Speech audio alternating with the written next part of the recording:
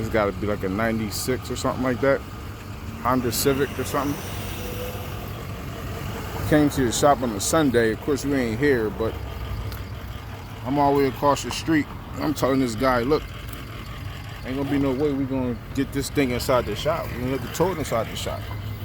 I mean, we might be able to try some with jack or something, but the ball joint popped out. And see the axle over there laying there? That popped out. So that shows you, what happens when you neglect your service, or people that's looking at your cars and they don't check things out. Shit like this can happen. That's catastrophic. Just imagine if you was on the highway and that popped out. I mean, your ball joint and your axle.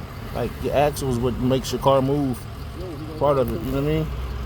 Get your shit checked out.